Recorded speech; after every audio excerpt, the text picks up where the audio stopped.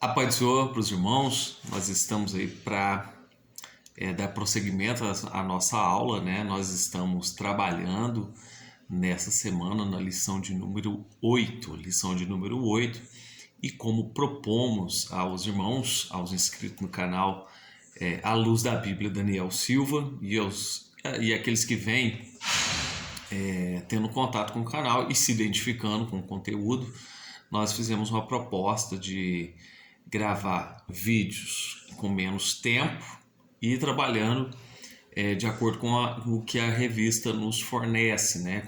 Que o material nos fornece aqui, que são 3 tópicos.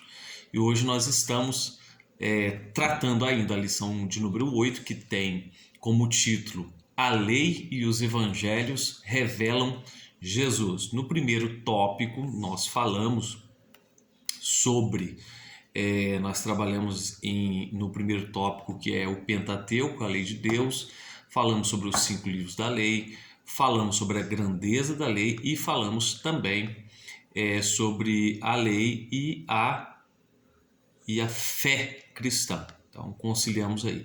Hoje nós estamos no tópico de número 2, que traz como título Os Evangelhos, a mensagem de Cristo. Vamos explicar aqui desde já o que é o Evangelho, né? O conceito da palavra. O conceito de Evangelho. O termo Evangelho tem origem no grego Evangelion. A pronúncia pode alterar, mas o básico é isso. Evangelion, com o significado de boas novas. Então, Evangelho significa boas novas, boas notícias. Referem-se à mensagem do reino de Deus e da salvação por meio de Cristo. Repito, refere-se à mensagem do reino de Deus e da salvação por meio de Cristo. Então, eu já vou ler aqui um verso, né, que a gente sempre faz isso, lê o conteúdo e corrobora, confirma através dos versículos da Bíblia. Atos dos Apóstolos 15:7. Havendo grande contenda, levantou-se Pedro e disse-lhes: Homens, irmãos, bem sabeis que já há muito tempo Deus me elegeu dentre vós para que os gentios ouvissem da minha boca a palavra do Evangelho e crescem. Seus autores, ou seja, os autores dos evangelhos, né, que é Mateus, Marcos, Lucas e João, esses livros aí que nós citamos agora, olha, seus autores ou escritores são chamados de evangelistas, que significa portadores de boas novas. Os 3 primeiros, Mateus, Marcos, Lucas e João, são chamados de sinóticos, porque são semelhantes entre si. Então, sinóticos significa que são semelhantes entre si. Os sinóticos registram especialmente o ministério de Jesus na Galileia.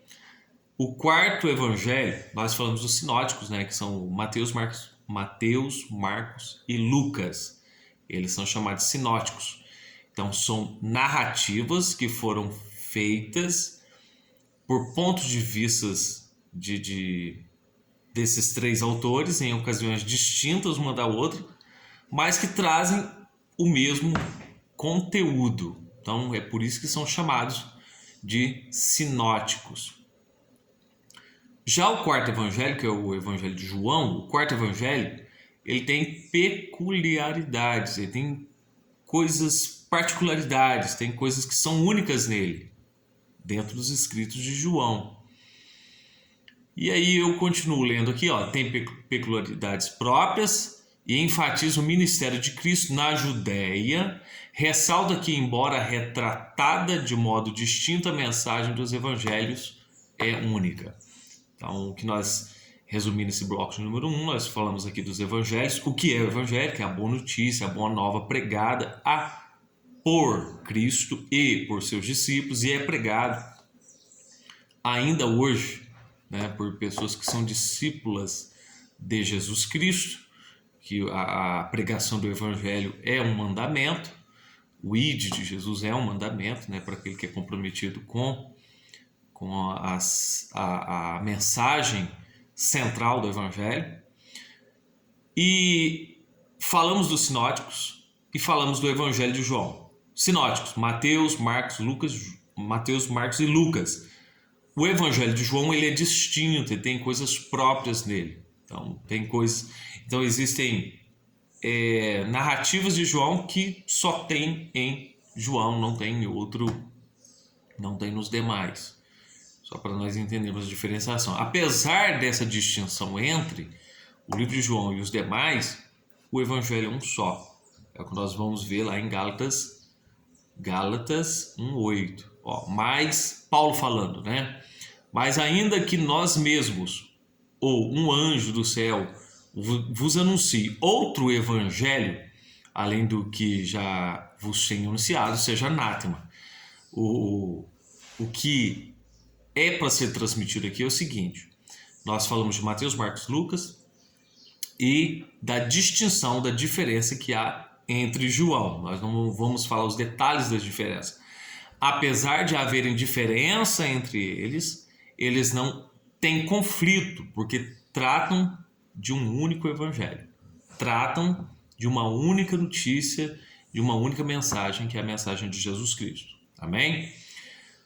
Partindo aí já, nós estamos tratando do tópico 2 e nós já falamos do ponto 1, do subtópico 1, e agora nós vamos para o subtópico de número 2. A mensagem do reino de Deus. No livro de Mateus, o Senhor Jesus, após o batismo nas águas e sua vitória na tentação, passou a pregar a chegada do reino dos céus. Então Jesus foi batizado em águas para cumprir a lei, para cumprir e para deixar como exemplo. E nós vamos ver algumas referências aqui, exemplo, Mateus 4:11.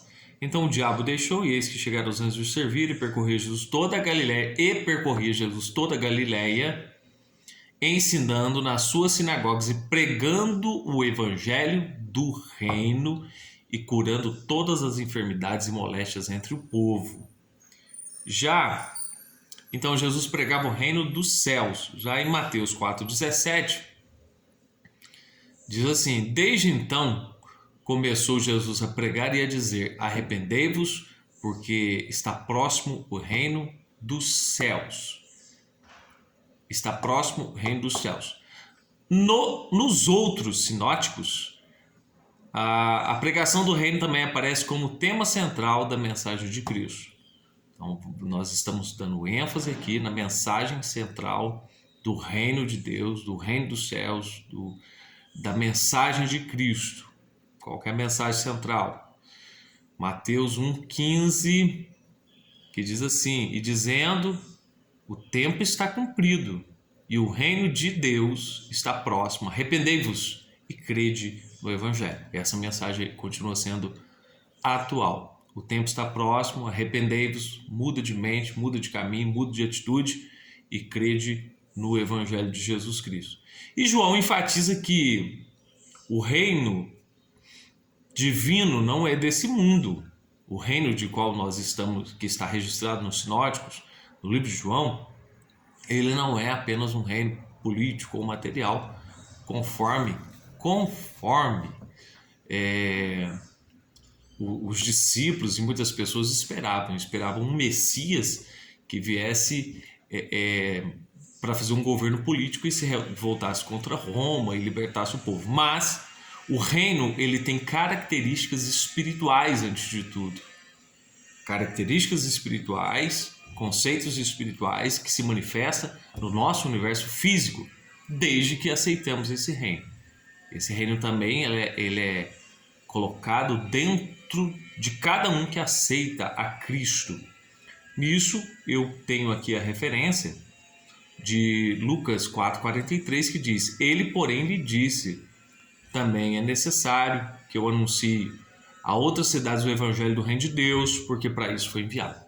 A ênfase primeira aqui é que, e é muito bom entender isso, que o próprio Jesus, o próprio Cristo, o próprio Messias, que era a mensagem central do Antigo Testamento, da lei, dos profetas.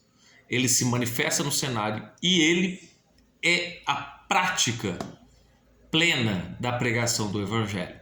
Que isso nos constranja, né, aqui amanhã, que isso nos constranja a entendermos que se Jesus, sendo o fundador, o autor da nossa fé e o autor do Evangelho, das boas notícias, ele é a boa notícia que salva a humanidade, que traz paz e salvação, ele entrou em ação para a pregação do Evangelho.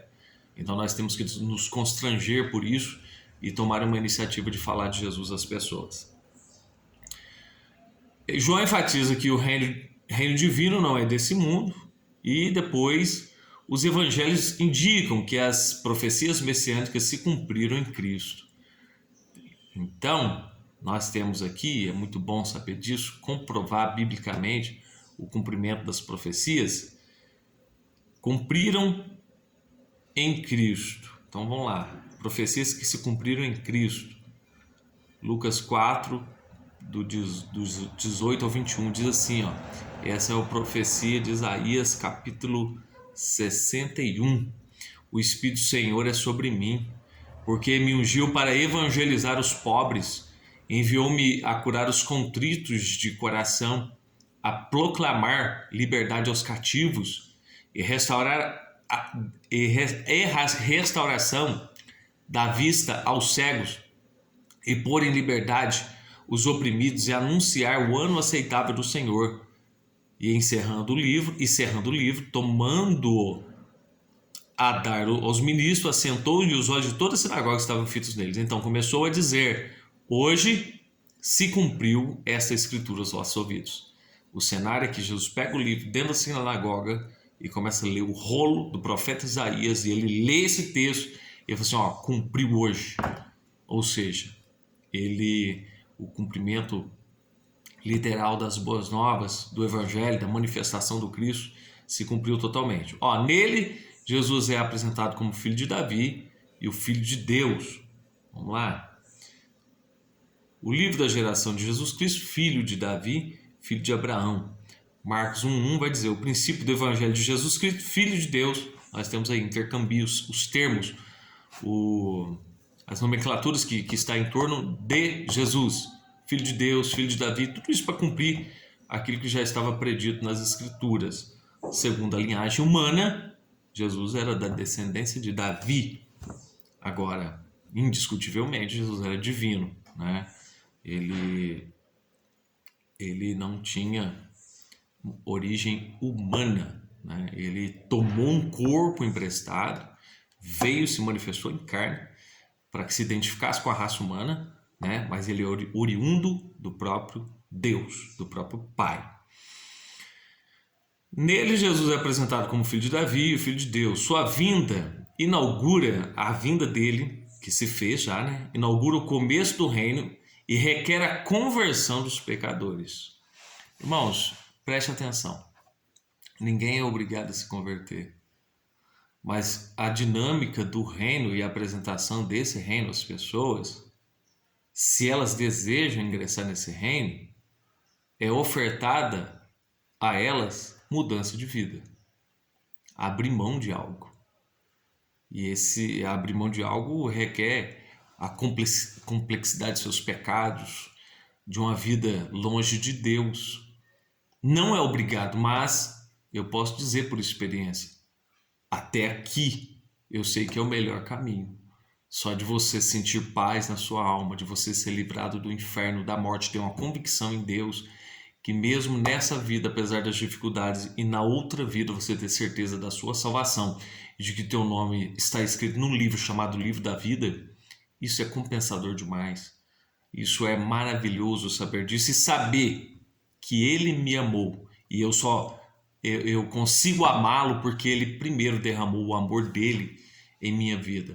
Apesar de não compreender talvez de forma plena, mas eu consigo sentir o constrangimento desse amor em meu ser. Sua vinda, que nós já lemos aqui, né? O reino aponta para a soberania de Deus sobre todas as coisas no presente e no futuro. Deixa eu ler algumas referências aqui. Jesus respondeu: na verdade, te digo, que aquele que não nascer da água e do Espírito não pode entrar no reino de Deus. Essa passagem está no capítulo 3 de João, em destaque está aqui o verso 5. É uma passagem importantíssima para nós, porque ela diz respeito de um homem chamado Nicodemos, que foi ter com Jesus de noite, numa reunião, e ele tinha indagações na sua alma, procurando saber, apesar dele admirar Jesus, reconhecer os feitos de Jesus, ser um religioso, ser um grande dominador da teologia que estava em torno dele, que era do judaísmo, afinal ele era um professor, um mestre, um fariseu. Apesar de tudo isso, ele não se sentia salvo, seguro, ou pensava que estava. E aí ele foi ter com Jesus e perguntou: como que faço para ter a vida eterna? E Jesus não respondeu palavras a não ser que precisa nascer de novo. E aí a pergunta dele foi: como que eu posso nascer de novo? Vou voltar lá naquele processo do útero, da mãe, aquele processo todo? Ele falou: não é disso que eu estou falando. Eu estou falando de um novo nascimento da água do Espírito. E o novo nascimento implica, a gente tenta compreender isso da melhor forma, o que é ser concebido? É ser gerado. Então, ser concebido, nascer de novo na questão do reino de Deus, é deixar-se ser novamente gerado por Deus, com o caráter, com as características do reino de Deus. E como que as pessoas conseguem isso? Reconhecendo seus pecados, aceitando Jesus, para que ingresse, para que tenha acesso a esse reino através do arrependimento e mudança de vida. E aí, foi nos falado que 3,5, a outra referência está em Lucas 17, verso 21, que diz: nem dirão, ei-lo aqui ou ei-lo ali, porque eis que o reino de Deus está dentro de vós. Então, o reino de Deus nem sempre, nós vamos ver características externas desse reino, mas a manifestação e a preocupação da manifestação do reino de Deus é dentro do indivíduo, na sua alma, no seu espírito, antes de tudo, e na sua alma, e consequentemente, aquilo que está no espírito e aquilo que está na alma, ele consequentemente vai ser transparecido de forma externa, vivendo o reino e a soberania de Deus. Foi falado aqui, ó, o reino aponta para a soberania de Deus sobre todas as coisas no presente. Diz mais aqui, a ênfase é essa aqui: nem dirão, ei-lo aqui ou ei-lo ali, porque eis que o reino de Deus está dentro de vós. Ainda a referência de Lucas 1, verso 33, que diz: e reinará eternamente na casa de Jacó, e o seu reino não terá fim. Então nós vamos fazer um desdobramento aqui de explicação. Primeiro, o reino de Deus é interiorizado nas pessoas mediante a aproximação delas pela única ponte que leva o homem a Deus, que se chama Jesus Cristo Nazareno, pela sua morte na cruz do Calvário, pela expiação, pelo perdão dos pecados oferecido, aquele que se achega a ele, que se achega a tempo. Isso, então o reino se manifesta. Mas também nós sabemos que um dia, mediante a palavra de Deus, viveremos a completude desse reino no futuro.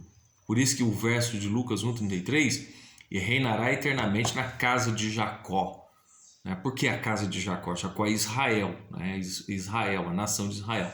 E reinará eternamente na casa de Jacó, e o seu reino não terá fim. Quando Lucas escreve esse verso, ele está apontando para eventos futuros. Nós podemos viver o reino de Deus, que não é comida nem bebida, mas alegria, paz e gozo no Espírito Santo. Podemos viver, mas também temos uma perspectiva de um dia esse Jesus, esse Cristo, vir reinar de forma plena, onde viveremos para sempre com Ele, e aí sim se cumprirá a eternidade do reino de Cristo na terra. Continuando, nós vamos agora para o número 3, que é o subtópico 3. Nós estamos ainda no tópico 2, né? Tópico 2, e dentro do tópico 2 são divididos em 3 partes, nós estamos no número 3. A mensagem da salvação. Nos evangelhos, Jesus é identificado por 3 títulos principais: Salvador, Cristo e Senhor. Vamos lá? Salvador, Cristo e Senhor. Isso está em Lucas 2:11. Eu já vou ler. Está aqui, ó. Pois na cidade de Davi vos nasceu hoje o Salvador, que é o Cristo, o Senhor. Então, dentro de Lucas capítulo 2, verso 11, quando eu respeito a ordem das palavras, eu vou ver que aqui está inserido 3 títulos de Jesus, 3 identificações da pessoa de Jesus. Vou ler novamente. Pois na cidade de Davi vos nasceu hoje o primeiro, Salvador; segundo, Cristo; terceiro, Senhor. Continuando a leitura, Mateus registra que ele veio para salvar o povo dos pecados. Lucas 1:21. Eu gosto sempre de citar esse verso, porque é nesse verso que a primeira vez que Cristo é citado dentro de Mateus, falando do seu nome, da sua missão, o nome dele e o registro da sua missão já está aqui.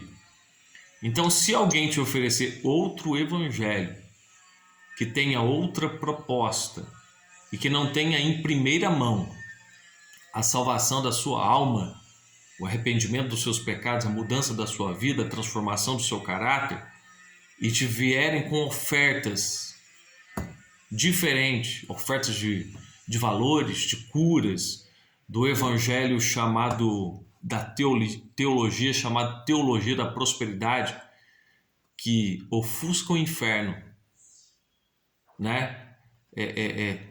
Não prega sobre o inferno, não prega sobre o mal, mas só evidencia que a vida é um mar de rosas, é mentira.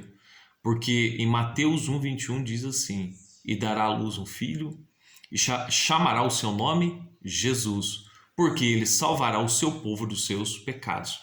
Porque ele salvará o seu povo dos seus pecados. Quando fala o seu povo aqui, está dizendo aos judeus, mas nós sabemos que os judeus rejeitaram Jesus. Então, quando eles rejeitaram Jesus, recaiu sobre nós a graça de Deus. Então, o evangelho passou, como nós lemos aqui nessa sequência, exemplo, Pedro, ele começou a pregar para os gentios, e depois a pregação aos gentios foi estabelecida por Paulo. E quem são os gentios? São os não-judeus. E depois nós, que éramos não-judeus, né? Hoje somos igreja, fomos alcançados pelo evangelho. Então, salvará o seu povo dos seus pecados. Então, essa mensagem me atinge ainda. Cristo quer nos salvar de forma completa. Continuando, olha, Marcos afirma que é preciso crer em Jesus Cristo para ser salvo. Isso está em Marcos 16:16. Quem crer e for batizado será salvo, mas quem não crer será condenado. É a Bíblia que está dizendo. Nós, seres humanos mortais, não sentenciamos ninguém ao inferno. Não sentenciamos ninguém à condenação e nem à salvação. Nós apontamos o caminho bíblico para que a pessoa desperte e atente para as coisas de Deus. Leio novamente: quem crer e for batizado será salvo, mas quem não crer será condenado. Lucas assevera que ele veio para salvar o que estava perdido. Isso está em Lucas 19, verso 10. Olha aqui que Lucas 19, verso 10. Mas ele veio salvar aquele que se havia perdido. A outra referência, João esclarece que ele é o Salvador do mundo. João 4:42, que vai nos dizer assim: ó, dizia a mulher, já não é pelo dito que nós cremos. Perdão, vou ler novamente.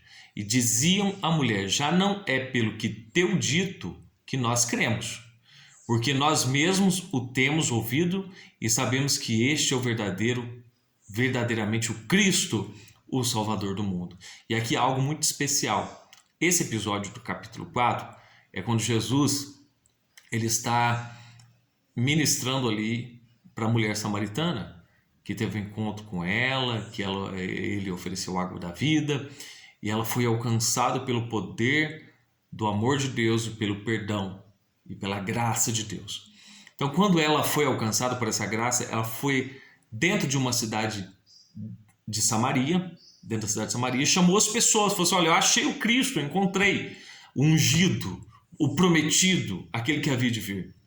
Então, quando eles chegam, eles dizem justamente isso. E diziam, mulher, não é pelo que você falou que nós a cremos, agora nós cremos porque nós estamos vendo, estamos em contato com ele. Então, a salvação é para todos. A ênfase que nós damos aqui é que o evangelho chegou para os samaritanos, ou seja, samaritanos que não era o povo original da promessa, ou seja, era uma raça mista e rejeitada, implicando assim, apontando que o evangelho ele alcançaria povos, alcançaria nações além do território judeu, além do território israelita, eu digo por etnia e por nação. Ele ultrapassaria, e foi o que aconteceu. Em cumprimento à ordenança de Cristo, ficar em Jerusalém, até que do alto sejais revestidos de poder. E depois diz, vocês vão pregar em Jerusalém, Samaria e confins da terra. Por causa do cumprimento dessas palavras dos confins da terra é que nós, hoje, nós temos acesso ao cristianismo bíblico e podemos, através da mensagem contida, que é as boas novas, que é a ênfase desse bloco aqui, as boas notícias do evangelho, ao aceitar, ao ouvir, nós podemos ser salvos na pessoa bendita de Jesus Cristo. Então, João 4,42, né? Ele é chamado de Salvador do mundo. Por isso, a mensagem da salvação é um ato de amor e da graça divina pelos méritos de Cristo. E aí nós vamos para o texto áureo da Bíblia, que é João 3,16, que diz: porque Deus amou o mundo de tal maneira que deu o seu Filho unigênito para que todo aquele que nele crê não pereça, mas tenha a vida eterna. Isso está em João 3,16. Então, se você notar bem aqui, ó, nós pegamos a fala de Mateus, pegamos versos de Marcos, pegamos versos de Lucas e pegamos versículos lá do livro de João. Nós pegamos dos sinóticos, que são Mateus, Marcos e Lucas, e pegamos de João, que é o Evangelho de João, e todos eles apontam para o mesmo caminho, apontam para Jesus como Salvador. E agora é muito bom falar de João 3,16, porque é a declaração de amor para a raça humana, oferecendo o quê? Um caminho a seguir, oferecendo algo a aceitar, algo excelente, o que é a salvação em Cristo Jesus. Os elementos dessa salvação incluem fé no sacrifício de Cristo, Então é preciso crer, é preciso ter um tato de fé, nós chamamos essa fé de fé salvífica. Depois, arrependimento de pecados, o arrependimento vem de metanoia, que é mudança de mente, mudança de caráter. E depois, deixa eu localizar aqui. E depois, arrependimento de pecados e deixa eu localizar que eu perdi. Novo nascimento, de acordo com as referências que nós citamos aqui há pouco, João 3:15, e eu vou de novo ao texto. Ó. João 3:3 primeiro, Jesus respondeu e disse: na verdade te digo que aquele que não nascer de novo não pode ver o reino de Deus.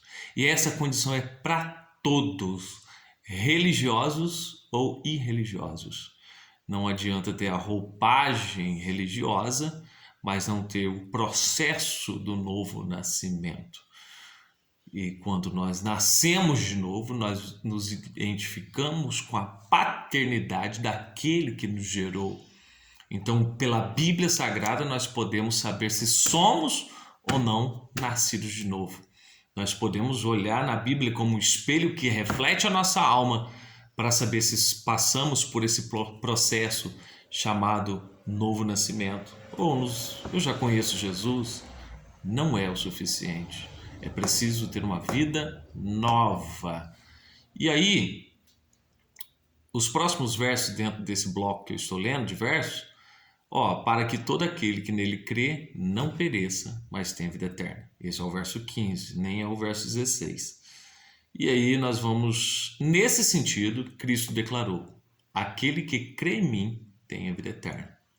Bom? Então esse verso eu vou ter que ler na Bíblia, porque eu coloquei aqui no tablet e ele não puxou. João 6,47. João 6,47. Nós estamos partindo aí para o final desse bloco. João 6,47 vai me dizer o seguinte: na verdade vos digo que aquele que crê em mim tem a vida eterna. Jesus disse: aquele que crê em mim tem a vida eterna. Quero fazer aqui a sinopse do tópico de número 2, que nós acabamos de estudar. Diz assim: os evangelhos são as boas novas que proclamam o reino de Deus e a mensagem da salvação em Jesus Cristo.